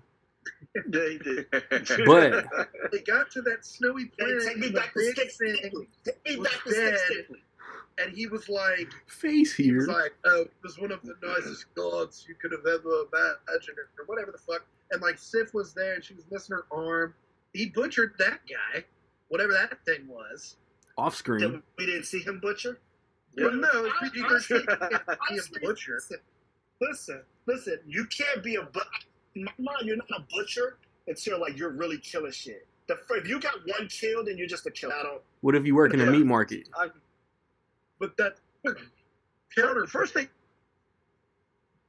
Christian Bale, like Gore, was not one of my favorite parts of the movie. Like if I were to make notes like what they could improve on, I was like, yeah, Gore was like underutilized, but just the things that did work for me, I think worked more for me than anyone else. Like the emotional stuff really worked for me, and then I thought some of the funny parts were funny, which I guess nobody else. The Marvels. I thought the goats were Marvels like was better. The Marvels was better. Well, speaking of which, that we actually supposed to be talking about. So whatever. The Marvels for me. Yo, check it out. If you have not seen the Marvels yet, we spoiling everything, so come back when you're done. Nothing is off limits. The Marvels, I told Randy yesterday, I don't think the Marvels was a great movie, per se. Of course not. I don't think it was a great movie, per se. But I was highly entertained by it. It was very I watched it 2 times, right? The thing that I told Randy, I had the experience of going with a 12-year-old and a 2-year-old, right? Girls, right? Watching the movie the first time, I left it highly entertained and I could genuinely say, hey, you know what? I would do that again. I liked it, right? The second time watching it, now I'm watching it to nitpick and figure out what it is I saw and those things. And what I left the movie the second time saying was, okay, Marvel committed to saying, we're not making this movie for our core audience. This is not for y'all. This is for little girls. This is for 12-year-old little girls. They made this movie for them, and they committed to making this movie for them. And I applaud them. You had a strong white girl, you had a strong black girl, you had a strong teenage Indian girl. That's fire. The conversation, the way they spoke, the language was the way that my daughter is the way she talked. And as the movie was going on, she was repeating the things that they were saying because that's how she really talks, right? What did Nova say? The way, oh no, she was just in love with Miss Marvel. Nah, man. That was her. That's you her said. You said Nova said, "Oh shit." Oh, at the end of the movie. Oh yeah, Nova absolutely said. She said, "Oh shit, Daddy." He did it 2 times. She said, "Oh shit, Daddy," twice. But the movie was highly entertaining. It wasn't made for us, and it had some quirky parts, and it had some parts that I left the movie laughing. I love the way that they used the cats, though. I did. Yeah. I love the way that they found a reason to use them. You know what I mean? In all of the videos where people are judging this movie or whatever, they hate 2 things. They hate the singing planet, and they hate the cats. That's what they hate. Out of everybody that talks about this movie, they talk about those 2 things. Those are 2 things they hate. Trash opinions. Right? They hate those things. The fact that they found a unique way from the first Marvel movie with this cat, they found a way to bring it back and make it work for them. Flirkin. Is that what you called it? Yeah. The Flirkin. It's a cat, bruh. But he got tentacles. He got tentacles that come out his mouth. But the fact that they made that an important part of the movie where they had no way off of this shit or whatever, and then they found a unique way to use it. I thought that was genius. Yeah. That was so funny. Yeah. Like that was when the cat started spitting them out in the shit before they landed, I was like, oh, we about to have a problem. But it didn't really overcrowd or anything. The only thing that could have made that better for me, though, I am interested to know where the fuck do they go? Like, I want to see them. Like, when the cat eats with them, I want to see where they at. Like, I want to see that. Like, I'm like, where the fuck did they go? Like, I was laughing my ass at that because, like, I don't know. Like, you would have assumed, like, maybe the cats were going to be in it to, like, for a fight scene or something like that. But it's like, I never would have been like, they were just like, we have to get everybody off the shit. And they were just like, so just let them get eaten. And they were running away. And I was like, genius. This is weird. Like, I'm laughing. It's insane. It was genius. Yeah. It was like, and the girl was like that was like the moment we like flirted with getting like a full 4 stars. Like, it probably wouldn't have moved up much in my ranking, but I was like, dude, this is so. Nah, bro. She looked the other way. Like, there was 2 cats right there. I was like, oh shit, they got her. Yeah, the girl's like against the wall. She looked over. It was just like 2 cats. I was like, it was like that scary movie moment where you think he's safe. Yeah. Like, I was like, this is so like that was like some James Gunn level. Like, this would happen in a Guardians movie. And it wouldn't be the same. But it was. But they did borrow from Guardians though. Was that it was kind of short. The movie was only like 2 hours. It's not even that. Like, let's go. I think it was hour 45. Like, yeah. The Singing Planet, what made that unique and cool is that it kept escalating. Like, I don't know if y'all see, I've seen it twice, but like, it kept that scene. They didn't overdo the singing for one. Yeah. They could have overdone the singing. They didn't overdo it, right? Like, it started with singing. It's like, oh, that's kind of blah blah blah. They didn't overdo it, but the situation kept escalating. Like, it went from they did the singing, right? And then they found out she was a princess. And that shit was funny. Like, the arranged marriage thing was hilarious. But then it kept escalating, even to her changing her like into a dress and her hair or whatever. It's like, oh, this shit keeps escalating. Like, this is getting crazier and crazier. Like, I thought all of that was uniquely done, but they're killing this movie. Bro. The way that they was going to the castle and like Kamala was into it. Why aren't you guys dancing? And then like Monica was kind of dancing, and then it got to that point. She was like, yeah. She was into it. And then the prince came out, and then he was singing, but then he started talking. Oh, he's bilingual. Yeah, that shit killed me. That shit killed me. It's funny, and the point of the scene in like a lot of the things that I've already seen people kind of picking apart. It like anything that's kind of like weird or like odd is treated that way in the movie. Like they start singing and whatever, and it's not like everyone else starts singing. They're walking through like what the fuck, and like you said, like it's like next scene goes, she's got a new dress on. They're looking, they're like, what the fuck? Yeah, they looked at her like, right. Mm-hmm. And like, you know, later in the scene, like anytime Kamala says some shit or does something, it's like later people will talk about she went, oh, Captain, my Captain. It immediately goes to Monica looking at her like what? And I was like, anything they do in the movie, it's not like they're just doing it for a cringy like little moment. It's like they're doing it and then it's like a side eye, like Jesus. I appreciated that. Like I was like, all of that was fine like, to her me. fangirling, you know, but the pop culture reference, it was money. Yeah, I was laughing. Also, a lot of like the humor hit, which is not always, except for with Love and Thunder, where it was funny the whole time. No. Dud and Thunder. Yeah, I like how you just snuck that in there. I'll get you there. We'll enjoy Love and Thunder. Dud and Thunder. Nah. So I want to lead y'all. Marvel too. I'm gonna hate the rewatch before Thor 5. I want to lead y'all into something right quick with the Marvels. So I technically saw this movie twice, also. Oh yeah. I wanted to ask you what the mid-credit scene was in your original screening. So, for Merit and Rocket, I saw this movie back in June. Mm-hmm. I saw a test screening, and what's that, Nick? I said Merritt looks pissed. It should have been me. I just paid attention. No, so I forgot how I got it. I mean, so first of all, this is the first NDA I ever signed in my life. It's weird the process they go through. They called me the night before I went to see the movie. You ain't gonna say shit, right? They asked me, "Is this Mr. What?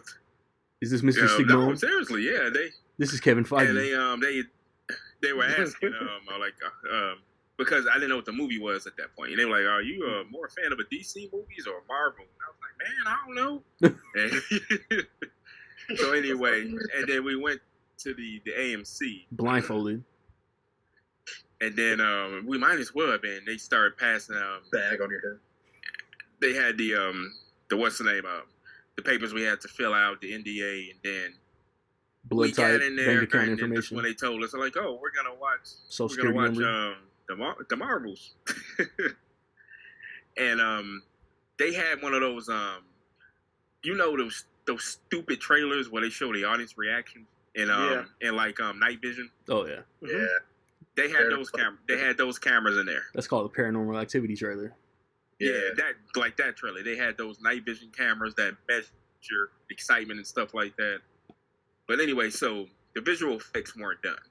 Like the final act when she's trying to close up the thing to the other universe. Yeah. Like 80% of the visuals weren't done. It was looking at the animatics, and even some shots were like storyboards. Mm-hmm. The score wasn't done. Ooh. So, and even I was telling Nick this. They didn't, when they showed the credits, the art sequence for the end credit scenes. They didn't even have they were like written by TVA. They didn't even have the final credits there. Time Variance Authority. But the scene that's stupid. That was funny. The TVA. I think you mean the ATV. But so the thing. Everything was the same. I was like, man, this movie was short, and I just assumed that they didn't show everything. But everything was the same except the visuals were done. The biggest thing that was different is the mid-credit sequence. So they didn't reshoot the mid-credit sequence. They just did something to one of the characters. The version I saw did not have Beast. It was a regular doctor. He had basically the same dialogue. He wasn't in a mocap suit or anything. Was it Kelsey Grammer? Interesting. Nah, it was just a regular Dr. Fraser. Dr. Fraser Crane. Day player. I was just like some regular day player actor, and he was like, and he didn't mention anything. He's like, oh, she seems to have amnesia, but we're working on that. The activity in her brain is very unique, and everything else is the same. It is the same thing. The only thing they did was CG Beast on top of this doctor and change the dialogue. Like when they stood up at the end, did you still see the X-Men thing in the background or any of that? That wasn't there, no. Yeah. Okay. So it's like. Yeah. So they obviously they added that. And did they allude, or did they like talk to you at the end or anything like that? Like, did they allude that maybe that would be different, or that the point of that scene was just her reuniting? The point of that scene was her reunited. The big point of the scene, the way I saw it, was just her reuniting with the version of her mother, who's who's Captain Marvel. Binary. Would that mean? No, like not. Would that mean this takes place before Multiverse of Madness? Or is this a different universe where she is also Captain? He mentions, and I didn't think of that because Beast mentions Professor X, so it could be the Multiverse of Madness Illuminati universe before Multiverse of Madness. Because are we saying like Miss Marvel takes place like a year or so ago, maybe 2, right? And this movie picks up. But that's the that's the clarity of all this. Is that's the like shit like we would. It's not before Multiverse of Madness though. Nah, I don't think. I think it's on a separate universe. Because Maria is a totally different character than she is in Multiverse. Yeah, of Madness. She had a different suit in Multiverse of Madness. She's totally She's in Multiverse of Madness. She's actual Captain Marvel. When they're like all like sharing memories and brainwaves and shit, don't they like kind of show that like Carol went back during the blip because Mariah was sick while they were talking, right? Yes. That's what I took. Yeah, because that's what she was like. She was like, she didn't want to win the race and be Captain Marvel and all that shit. Yeah, all that stuff. Earmuffs. We have little ears. Oh, she said the word that I just said. I know. Yeah, she's good. She's good. All that stuff. But yeah, but honestly, my assumption is because they were really specific with because they took a group of 20 people up, and I imagine they would do this at every test screening, and they would ask them about what do you think the movie needed? How would you improve this? The questionnaire was after the movie, and then they threw away all the suggestions. Yeah, did you like the singing planet? Which character do you think should have been fleshed out? And it was, I'm like, man, it's like a damn test. The one thing I will say that Miss Marvel and the Marvels combined, I'm done with the parents being overprotective. Like, yeah, but they kind of gave up with that in the end. They said, kind of, yeah, but like, we'll see her parents again, you know what I'm saying? She's a kid, so like the next time, like in the new Avengers, however we get the Young Avengers, I don't need the overprotective parents and brother again. Yeah, that's funny. I think this movie is better if it's not the Marvels. See, like I think that it being the Marvels put a pressure on it to be a more serious movie, right? Because we expect the Captain Marvel character to be more serious, right? I feel like if this was more of a Kamala Khan Miss Marvel movie. Yeah. Captain Marvel. Like, I feel like this is what was a her movie and not a... Because they kind of painted it more of like a Captain Marvel and the Marvels movie. It's kind of made like that, right? Which brought a certain expectation for it to be more serious.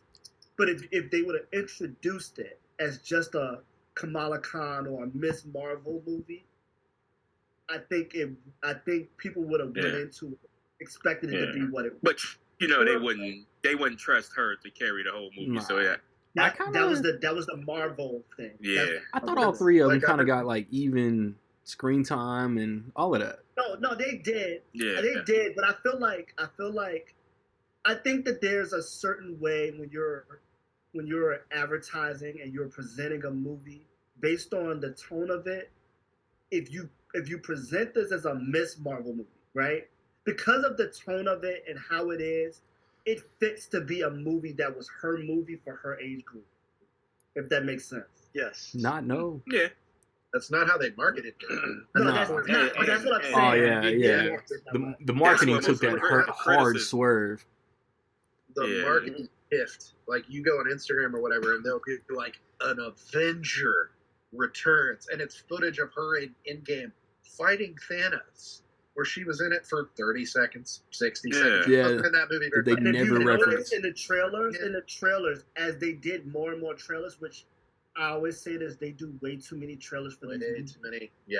But as they did trailers, as the trailers went on, when they got to like the third or fourth trailer, each trailer became more of a Captain Marvel movie trailer than it was the Marvels. The first one was like about all of them, right? But that fourth one is strictly her. You hardly even see Monica Rambeau and Miss Marvel in the last trailer. Yeah. I didn't even watch that like last one they did like a week ago. Like I didn't even watch it from it. I started it, and the beginning was like Iron Man and Captain America and all this stuff. I was like, I'm embarrassed because it was just like it's like they're clearly struggling to market this movie, and it's just like the hype's not there, but you should market it as what it is. Yeah, but because when you watch the movie, they all get equal amount of screen time. That's true, but if you when you really watch the movie, this was really more a Miss Marvel movie. Her family was throughout in the movie. But like it was, if you didn't watch the show, you don't know who she is. That's I think you that's really where the criticism is coming from. They kind of hold your hand with the Miss Marvel stuff a little bit because there is a lot like with her bangle and her family and all this stuff and how she got her powers and how long she's had them. They kind of hold your hand with all that.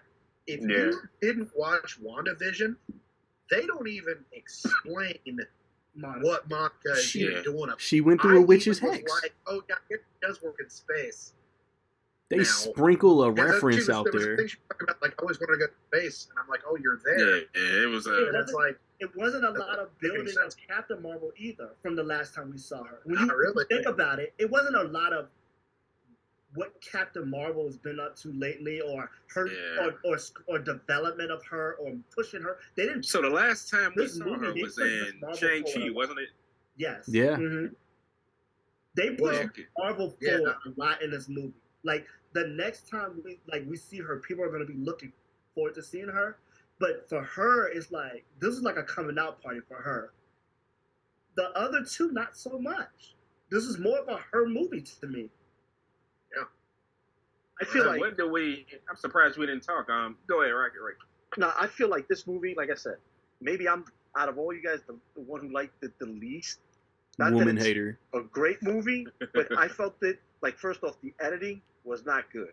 I felt like what they did was because they all have reshoots, but I feel like it was more of yes, it's a movie, but I agree with Merritt. It was more of a Marvel movie because maybe people didn't see the shows. This is who this new character is, in a sense.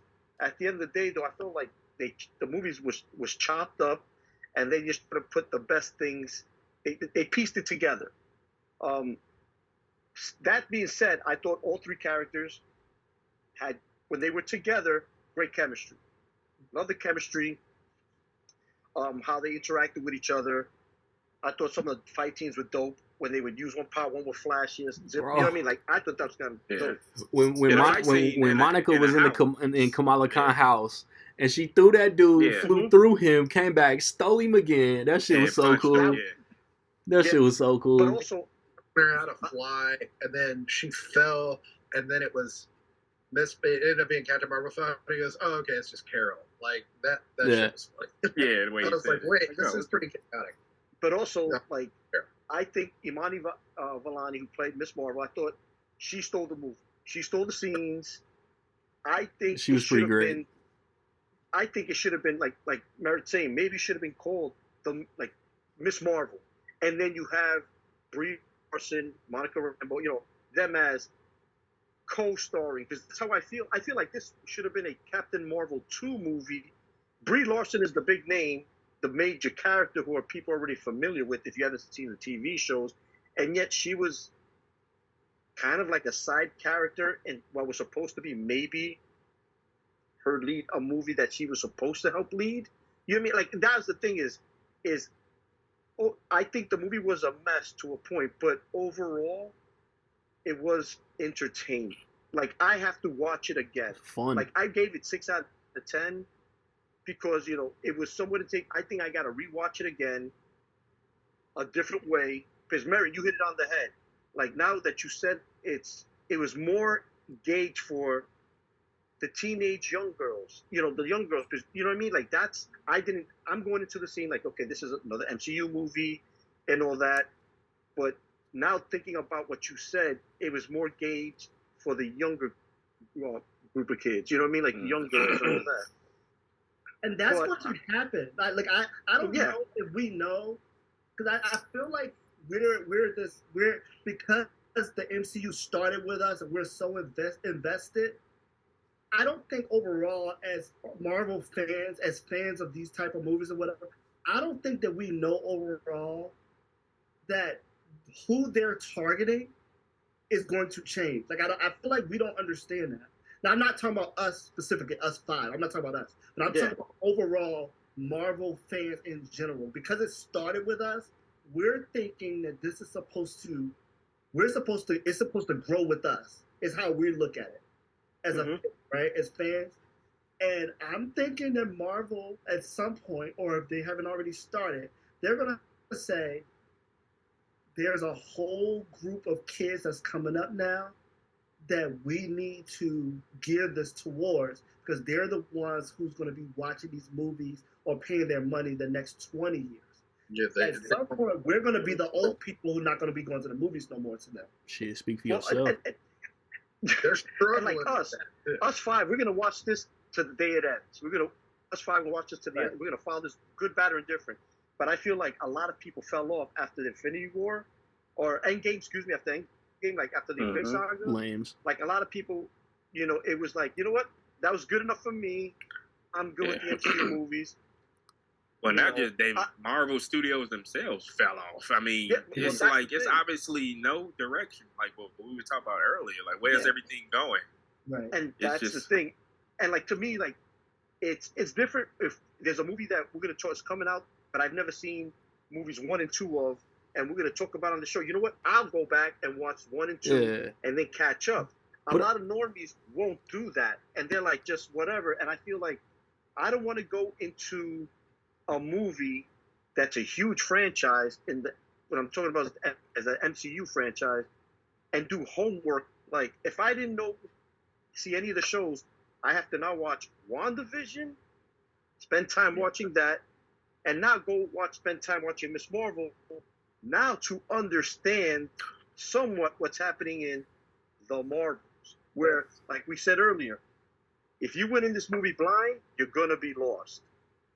But it's also they would end phases with an Avengers movie. Like, there was always that checkpoint. Yes. And now, like, they got this, I don't know, like, Infinity War and Endgame was so big that Kevin Feige thinks that Avengers movies can only end the saga now. Like, Phase 4 ended with Wakanda Forever. Phase 5 started with Quantumania. It's not really, like, passing off no baton, you know what I'm saying? Like, no, Ultron and Ant-Man handed off to Civil War. Ant-Man is in Civil War. Like, you pass the baton. Yeah. There was one point where the scene from the next movie was literally the mid-credit scene. Yeah. Yes. Early on. Yes. Yeah. And I feel like Randy, you said the Avengers movies were like, that's the chapter. The first Avengers was the end of chapter 1. Yeah. Age of Ultron was the end of chapter 2. But it wasn't over. It was just the end of that. Kang Dynasty is going to come, and we're going to have all these heroes team up in Kang Dynasty who ain't never worked together before, who ain't familiar together. Brave New World is supposedly going to, like, tease a new Avengers team, but that's 2 years away now. That's what I was saying earlier. But that's exactly what I was saying earlier when I said I'm breaking this up into 2 different things, where all the way up until Endgame was the simplistic MCU, and then we have this complicated MCU because, like I said before, in the Infinity Saga, when you really think about it, it was 5 main superheroes they were dealing with and a bunch of supporting characters, right? It was easier to mold. It was easier to do. But then you would get Thor in the Strange post-credit scene. Ant-Man was in Civil War. the new heroes would get integrated and referenced before Infinity War, where they all came together seamlessly. Like y'all said, where's Shang-Chi been? Even the supporting characters were important. Like Vision was a supporting character, but he was a big deal. Strange, right? Shuri, Ant-Man, right. Captain Marvel. Those are like the Spider-Man are the big heroes now. These motherfuckers don't know nothing about Shang-Chi. These motherfuckers don't know nothing about She-Hulk. These motherfuckers don't know nothing about Moon Knight. It's too many. And that's the one that gets me is the Shang-Chi one. Because, like I said, you got the 10 rings. I get it. I would have felt better if I called the mid-credit scene the second mid-credit scene. Because if you think about it, when, Kate Bishop shows up, that was kind of that feels like it should have been a mid-credit scene. Mid-credit scene, and the one with, Beast and all that should have been an end-credit scene. I feel it would have made more sense if Iman Vellani would have showed up at Shang-Chi's place, or Shang-Chi would have knocked on the door and said, hey, look, remember, at the end of Shang-Chi, one of the end credit scenes is, you got, Mark Ruffalo saying, it's like a beacon. This is a beacon. This is that, whatever. Okay, by the time we see Shang-Chi, he's going to be in a freaking walker. Yeah. I can't remember the last time. I mean, it's... With that said, though, Kate Bishop has been rumored to be in, like, the last 3 or 4 movies. I'm just glad they finally did it. Yeah, no, I get that. Finally got around to it. And did you know that Ant-Man had a daughter? Yeah, it's like it's cute, but it's also kind of the shit that people have been making fun of for a little while now. Where it was just like, it's like they're playing their hand. It's like they're getting to the point where they're playing their hand a little too late. It's like we're still teasing the X-Men, right. And it's still like it doesn't feel official because she's in some other universe. That doesn't feel like that's our piece. That yesterday. Yeah. It's like she's in another universe. They could leave that alone forever and we could never see her again. It would be like, well, she was in another universe. I'm sure they'll make fun of this in Deadpool 3, which, by the way, is the only scheduled Marvel movie for next year, the entirety 2020. Of next year. 24. And also another thing we're not talking about is there's Easter eggs in other movies where, like, when someone has a newspaper or reading article clipping of something, you'll catch it. She-Hulk had a Wolverine reference. There's a freaking thing in Eternals. There's a freaking god sticking out of the ocean. And nobody's yet to mention it. Brave New World is going to. I know this for a fact unless they cut it out in the editing room. In 2 years, that's what I'm saying. Which is another thing, like, Marvel doesn't usually test. Brave New World is all about Ross, President Red Hulk, Harrison Ford Ross getting adamantium from that thing, from that island or whatever. But listen, but this is the problem. They're balancing too many things. For sure. It's taking way too long for us sure to get anything. Right? So we have... When did the Shang-Chi movie come out? When was it? 2 years ago. Which is the source of all their... 2 years ago, right? We haven't seen him since, right? That's all. That's one story. That's one story that's being told that we don't know. Then now the Eternals. Eternals. I don't know if that's even a thing anymore. The Eternals. It is. If it's still a thing, that thing is sticking out of the earth or whatever. Nobody's acknowledging that, but now the Eternals is a whole nother storyline we don't know nothing about. That was before Shang-Chi, right? Then we have Doctor Strange going into a whole new universe. An incursion. There's too many things going on, and they're not giving us enough product to conclude any of them. It's just we're just out here right now. It's big. I feel like this. Final thoughts. I was going to say, like, it's not even that it's been that long. It's like, okay, it's been 2 years since Shang-Chi came out. That's not shit. How many projects has Marvel had in those years? Yep. Like, that's the thing. In 2021, they had WandaVision, Falcon the Winter Soldier, Loki. They're like 5 shows and 4 movies. And that's what I said. In the 2 year span, there was 12 projects. Nine things that were all somewhat connected to the MCU in some kind of way. And we didn't really notice because it was 2021 and we spent all 2020 without any movies. That we were all kind of craving Marvel stuff, so we were thankful for whatever. Mm-hmm. Next thing we know now, it's 50 things. And it's like, like we keep saying, it's like we haven't even acknowledged that Harry Styles is a part I was gonna say world. Thanos' brother. Yeah. We haven't even talked about it. Nobody's talked about that. And it's like, it's not that what they're doing is bad or great or this or that or anything. It's like they're still doing really great stuff. It's just constant. It's like you have movies like Guardians 3 and Wakanda Forever that are great. Bangers. But really, they stand on their own and they aren't moving the bigger picture forward. But it's like, not that they necessarily have to always be moving the bigger picture forward, but when you have 50 spinning plates in the air, you have to put some of them down eventually. You have to be like, Facts. Okay, Doctor Strange just did the craziest shit in the world. We have to fix that. We have to focus on what that means for Loki, what he's doing over here, what that means for the Eternals and what they're doing over there. Eventually, Blade is going to be a part of this. How? That's why they aren't writing it. Like, they're like, we can't make him make sense in this world. There's vampires. What? Like, where's Morbius? And that's the thing is, yo. And that's the thing is, this is like, you know, you have Mahershala Ali. Guys already gonna. He's at this rate. He's gonna age out of Blade. He's gonna age he's out. Not. You want this character. You want this character to be in the MCU for at least a couple of movies, and is that even gonna get made after all these writers? And Blade getting made. And also, I looked it up. Simu Liu, who played Shang-Chi, it came out in 2021. His next project of any MCU thing is for Secret Wars in 2027. I'm never going to see it because I'll probably be dead by that time. I'm not mistaken. Yo. It's like, y'all going to make me run out of my hour.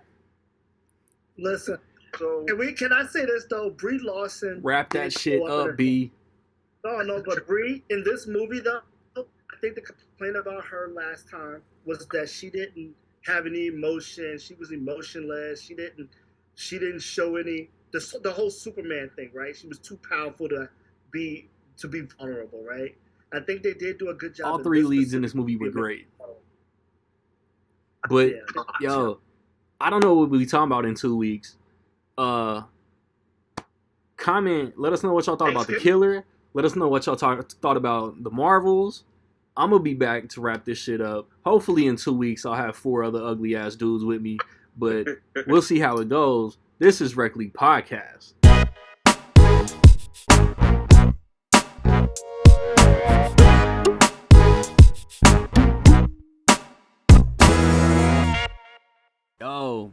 Yo, dog, who the fuck hurt you?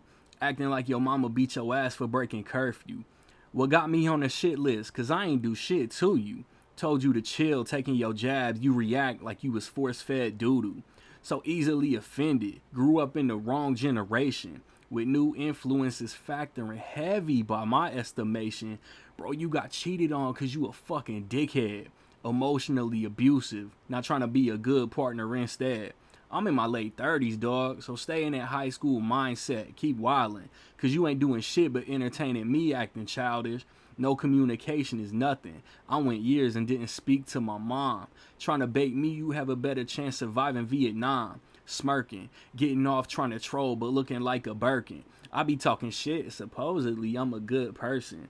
I don't even believe it. I should go to hell for most of the shit that I be thinking. I get put on a shit list cause I said quit acting like a shit stick. Now I'm caught in a loop of never ending passive aggressive bitch shit. And chill until the next episode.